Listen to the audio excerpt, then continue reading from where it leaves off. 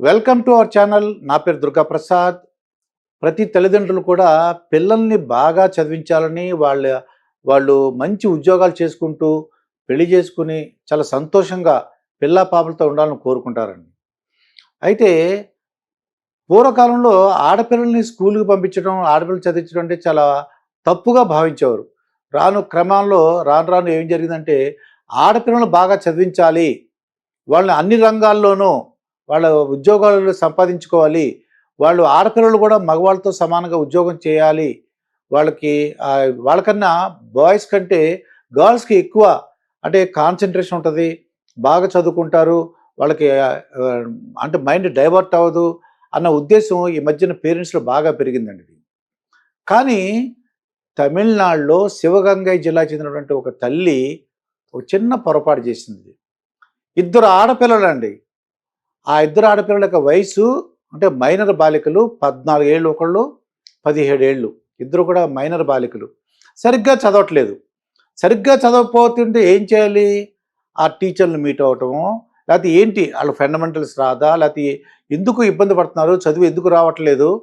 ఆ టీచర్‌నో, ఆ హెడ్ మాస్టర్‌నో లేదా ట్యూషన్ పెట్టించటమో అలా చేయాలి. ఆవిడ అమాయకత్వంతో ఏం చేసిందంటే ఈ పిల్లలిద్దరిని, ఈ మైనర్ బాలికల్ని ఒక జ్యోతిష్కుడి దగ్గరికి తీసుకెళ్ళిందండి. రామకృష్ణన్. వయసు ఎంతండి?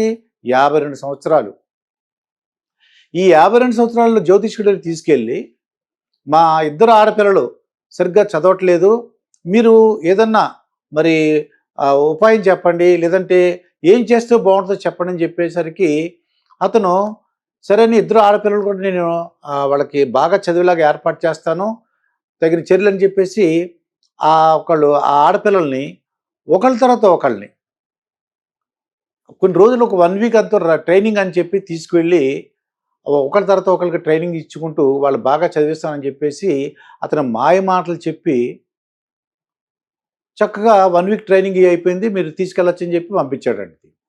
అయితే కొంతకాలానికి ఆ ఇద్దరు పిల్లలు కూడా అస్వస్థులయ్యారు. ఆ తల్లి ఆశ్చర్యపోయింది. ఏంటి మనం జ్యోతిష్కుడికి తీసుకెళ్ళాము, బాగా చదువుతారనుకుంటే వీళ్ళ ఆరోగ్యం కొద్దిగా అంటే అనారోగ్యం పాలయ్యారు.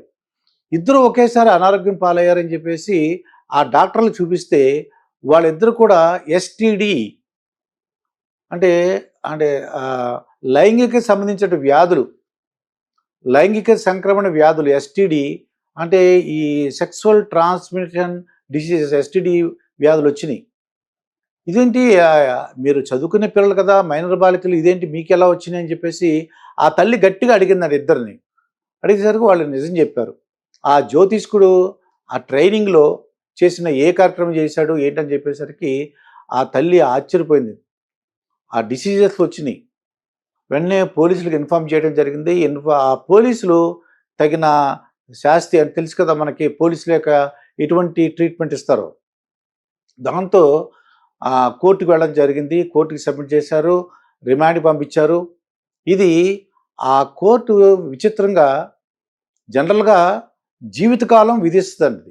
కానీ ఇద్దరు ఆడపిల్లలు దట్ టూ మైనర్ బాలికలతో ఇతను సంక్రమణ ఏంటి ఈ లైంగిక సంబంధించిన సంక్రమణ వ్యాధులు కూడా రావడంతో కోర్టు తీవ్ర దిగ్భ్రాంతికి గురై ఒక్కొక్కళ్ళకి అతనికి 200 సంవత్సరాలు జైలు శిక్ష విధించిందండి ఇది.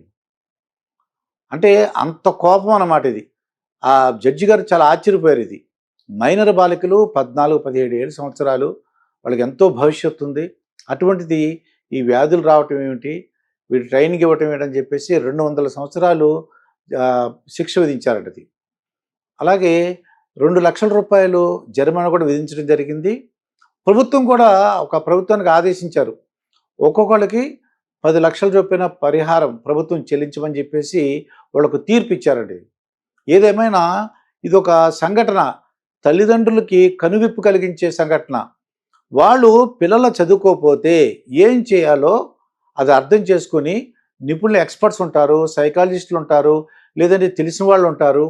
వాళ్ళ దగ్గర తీసుకెళ్ళాలి కానీ జ్యోతిష్యం ఏ విధంగా హెల్ప్ చేస్తుంది? చదవకపోవటానికి జ్యోతిష్కి ఏంటి సంబంధం? ఏదేమైనా తల్లిదండ్రుల్లో కొద్దిగా మార్పు రావాలి. వాళ్ళ అమాయకత్వం నాకైతే అనిపిస్తుంటే వాళ్ళ అమాయకత్వం అనిపిస్తుంది ఇది. వాళ్ళ జ్యోతిష్కానికి చదువుకు అసలు సంబంధం లేదు. ఆ జ్యోతిష్కం అనేది ఏదో ఉద్యోగం, పెళ్లి అవన్నీ అడుగుతుంటారు, అది వేరు. కానీ చదువుకిను జ్యోతిష్కానికి అసల సంబంధం లేదు. ఇటువంటి సంఘటనలు పునరావృతం కాకూడదని కోరుకుందాం. మరొక వీడియోతో మీ ముందుంటాను. మీ మాస్టర్ దుర్గాప్రసాద్.